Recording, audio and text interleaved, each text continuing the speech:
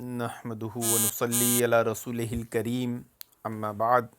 محترم ناظرین، اب آپ دیکھنے جا رہے ہیں اجہل الکائنات انجینئر مرزا علی کا دھوکہ، مغالطہ، جہالت جہالت جہالت۔ آپ اسے کیا کہیں گے؟ صرف جہالت۔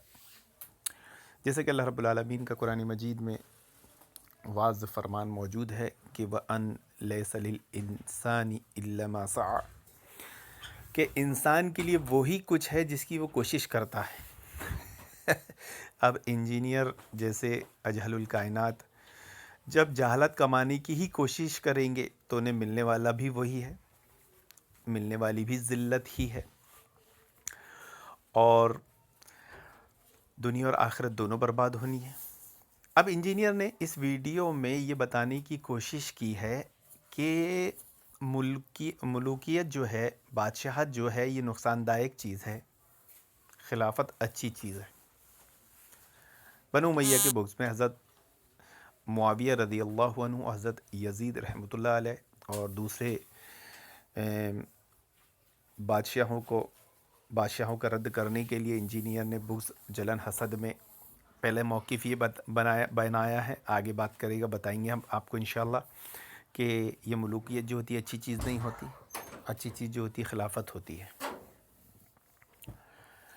اور دوسری چیز یہ بتانے کی کوشش کی ہے کہ حضرت معاویہ رضی اللہ عنہ کی شخصیت جو تھی وہ اس طرح نہیں تھی کہ وہ کتاب و سنت پر عمل کرنے والے تھے، بلکہ اسے کتاب و سنت کی مخالفت کرنے والے تھے۔ اس ویڈیو کو دیکھ کر آپ یہ تاثر محسوس کریں گے، اور لوگوں نے محسوس کیا، میرے پاس بھیجا ہے کہ اس ویڈیو میں جو انجینئر کہہ رہا ہے کیا یہ بات صحیح ہے۔ لیکن آپ کو معلوم ہونا چاہیے کہ اصل میں اس حدیث میں یہ معلوم ہوگا کہ ملوکیت اور خلافت میں کوئی فرق نہیں ہے، اور یہ معلوم ہوگا کہ حضرت معاویہ رضی اللہ عنہ بہت بڑے فقیہ تھے۔ آپ کا فہم و تدبر، آپ کی سوچ سمجھ بہت زبردست تھی، اور یہ معلوم ہوگا کہ انجینئر کے بھکت پرلے درجے کے جاہل ہیں، علم اور اصول سے۔ میں اس لیے اس بات کو زور دے کے بول رہا ہوں کہ انجینئر کے بھکت اگر یہ بات سن رہے ہیں تو ایک بار پھر سن لے کہ آپ سب پرلے درجے کے جاہل ہو، علم اور اصول سے۔ آئیے سب سے پہلے انجینئر کیا بکواس کرتا ہے، کانوں پہ ہاتھ رکھ کے مجبوری میں ہم سن ہی لیتے ہیں، کیونکہ آگے اس کا پوسٹ مارٹم جو ہمیں کرنا ہے۔ میں آپ چلے جائیں۔ ایک صحابی تھے سیدنا اسید بن زہیر رضی اللہ تعالیٰ عنہ۔ یہ حضرت معاویہ رضی اللہ تعالیٰ کے دور میں گورنر تھے یمن کے۔ ان کو خط لکھا مروان بن حکم نے، جو گورنر مدینہ تھا حضرت معاویہ کا دست راست، اور کہا کہ جی حضرت معاویہ کی طرف سے یہ آرڈر آیا ہے کہ جو شخص بھی اپنا چوری کا مال کسی کے پاس پائے تو وہ اس چیز کا حقدار ہے کہ زبردستی جا کے قبضہ کر لے اس سے۔ اس زمانے میں کئی ایک چیزیں تھیں، زیورات چوری ہو جاتے تھے، گھوڑا چوری ہو گیا ہے، اونٹ، گائے، یہ تو بندہ پہچان لیتا ہے نا۔ آج بھی آپ دیکھیں جن کی یہ چیزیں ہیں وہ دوسری جگہ بھی آپ باندھ دیں وہ جا کے پہچان لیتے ہیں۔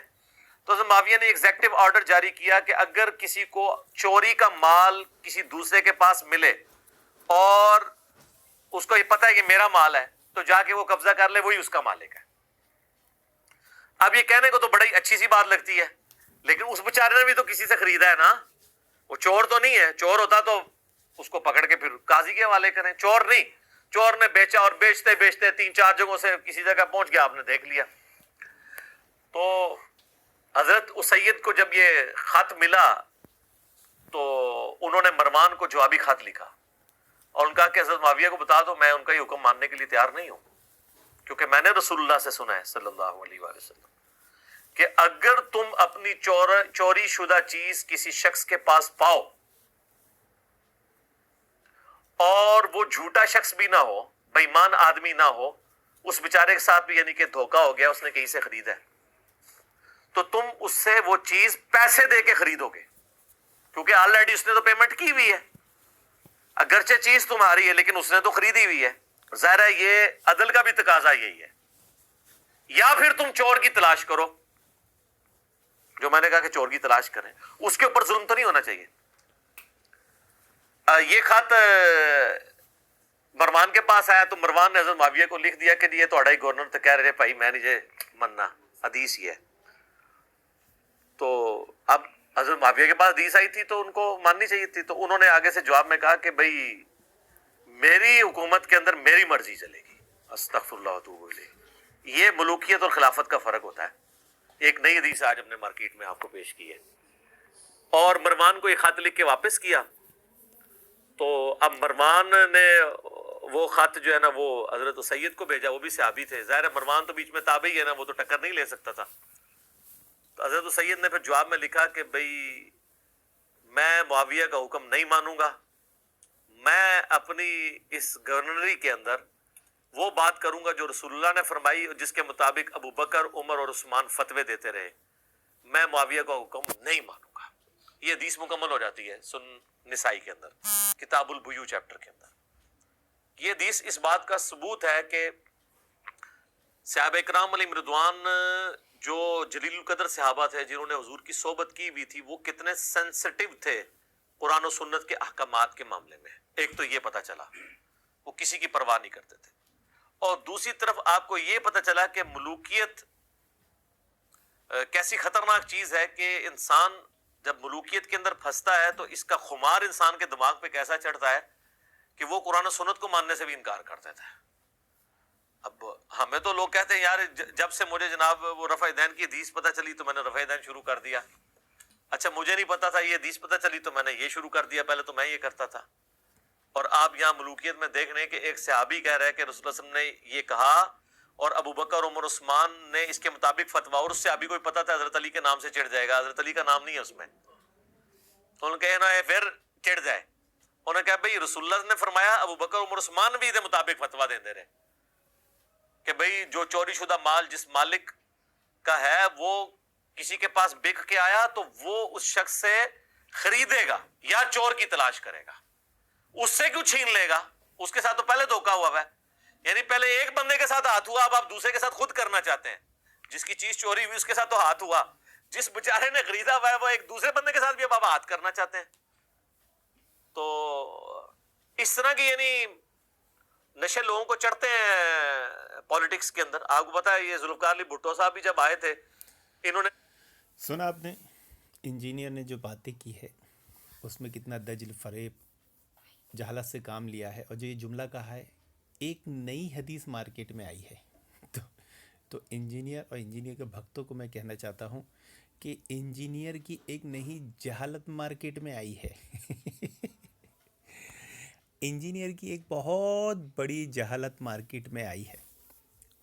اچھا اس حدیث میں جس میں ابھی خلاصہ کروں گا ہی کہ انجینئر بھکت علم اور اصول سے پیدل ہوتے ہیں اور انہیں کچھ آتا جاتا نہیں ہے سوائے جہالت، اعتراض اور اپنی دنیا آخرت برباد اور خراب کرنے کے. لیکن اس حدیث میں اس نے ایک اور چال بازی، مکاری کے ساتھ جو ٹاکنگ پاور ہوتا ہے اسے دھوکہ دینے کی کوشش کی ہے. جیسے اللہ کے نبی صلی اللہ علیہ وسلم کی واضح روایت ہے کہ بعض بیان جادو ہوتے ہیں.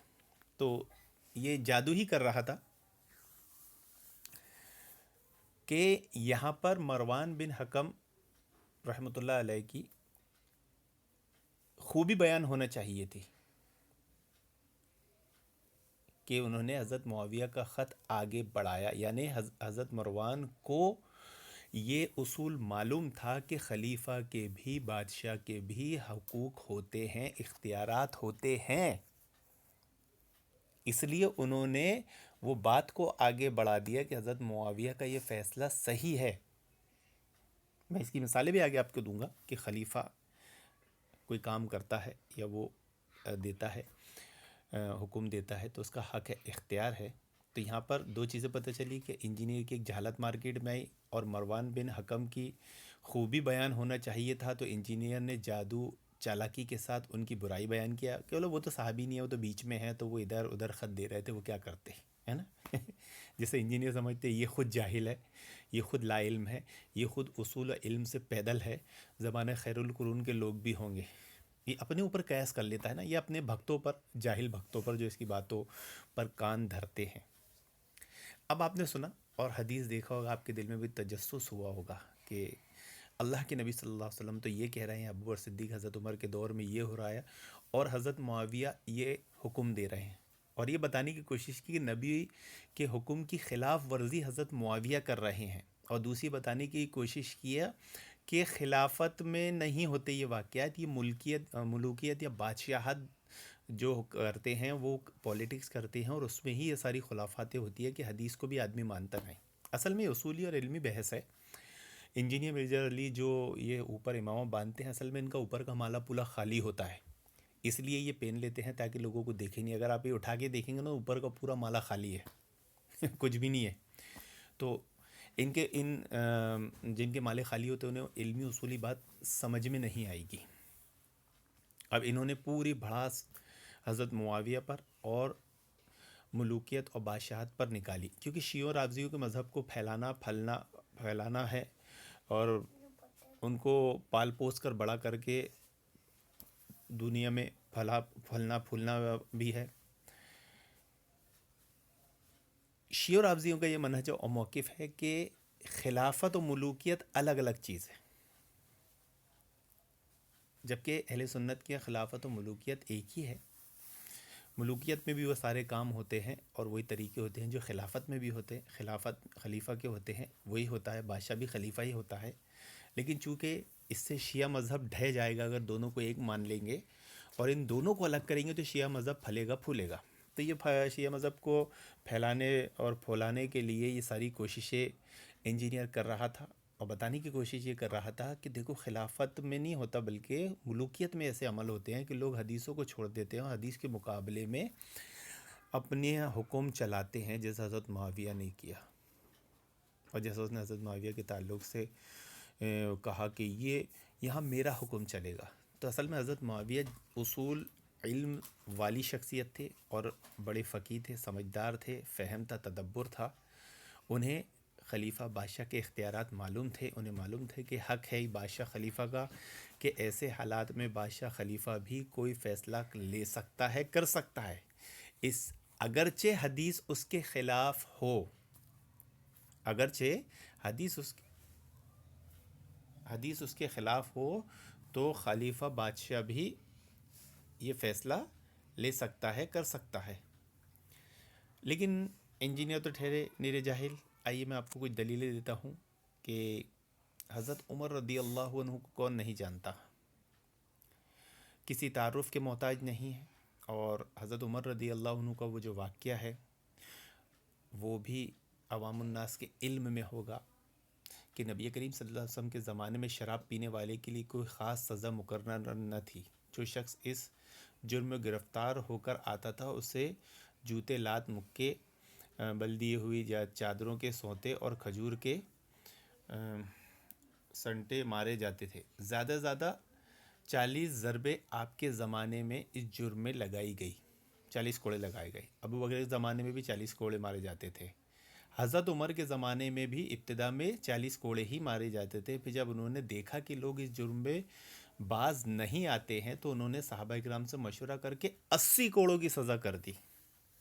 تو کیا انجینئر یہاں بھی کہے گا کہ دیکھو نبی کے زمانے میں تو 40 مارے جاتے تھے، حضرت عمر نے 80 کر دیے، تو خلافت میں یہ سب ہوتا ہے، اس حدیث کے خلاف ہوتا ہے؟ نہیں، بلکہ اس سے پتہ چلتا ہے کہ یہ بادشاہ خلیفہ کا حق بھی ہوتا ہے، کہ کچھ معاملات اس میں کیا بات بتائی گئی کہ واقعات کثرت سے ہونے لگے تو حضرت عمر نے 40 کے کوڑے 80 کر دیے۔ تو اس سے سنت کی مخالفت ثابت نہیں ہوئی گئی، بلکہ اس سے یہ ثابت ہوا کہ یہ خلیفہ بادشاہ کا حق ہے۔ تو وہاں حضرت معاویہ نے جو حکم دیا ہے وہ حضرت معاویہ کا حق ہے، یہ نہیں ہے کہ وہ حدیث کی مخالفت کرنے جا رہے ہیں۔ جیسا کہ ہم سبھی جانتے ہیں کہ ایک وقت میں دی گئی 3 طلاق 3 نہیں ہوتی، ایک ہی شمار ہوتی ہے، اس پر حدیث ہے، قرآن ہے، سب موجود ہے۔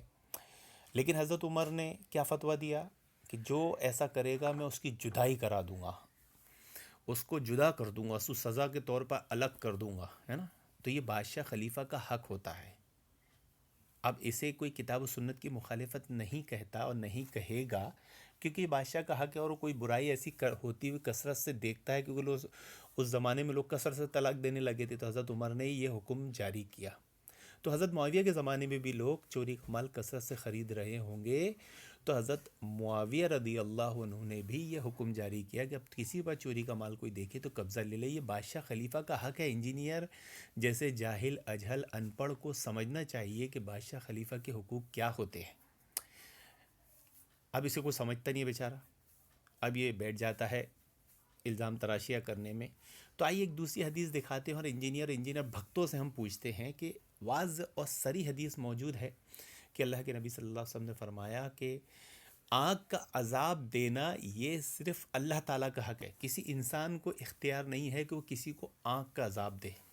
لیکن روایت ملتی ہے کہ حضرت علی رضی اللہ عنہ نے مرتدوں کو مار کر آگ میں جلا دیا.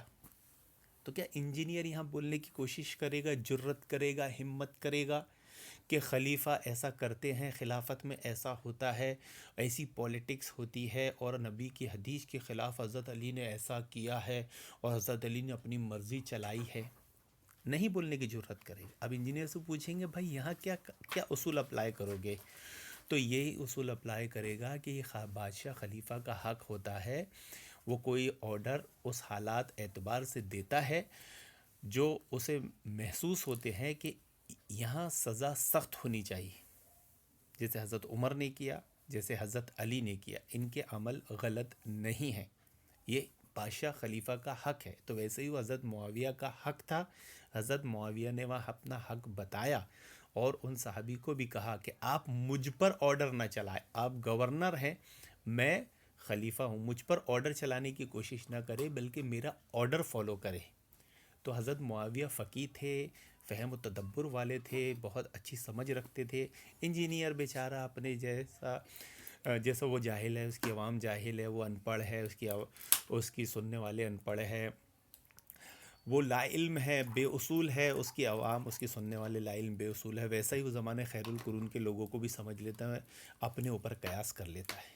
تو یہ تھی انجینئر کی جہالت کہ جس میں حضرت معاویہ اور ملوکیت بادشاہت کی فضیلت ثابت ہونے والی تھی, اس میں اس نے برائی پیدا کرنے کی کوشش کی. یعنی اس کا وہ بیان تھا جسے بولتے ہیں بعض بیان جادو ہوتے ہیں, یعنی جہاں خیر تھا وہاں سے بھی یہ شر نکال لاتے ہیں. تو آپ نے دیکھا ہوگا انجینئر کی جہالت کو. اور انجینئر بھکتوں کو میں بولنا چاہتا ہوں کہ بہت جلد آپ لوگوں کو جہالت کے سرٹیفکیٹ ملنے والے ہیں. اس کو سنتے رہیں گے تو دنیا میں بھی آپ کو جہالت کے سرٹیفکیٹ ملیں گے, اور آخرت میں تو بہت زیادہ ہی آپ کو جہالت کے سرٹیفکیٹ جوتوں کے ساتھ ملیں گے.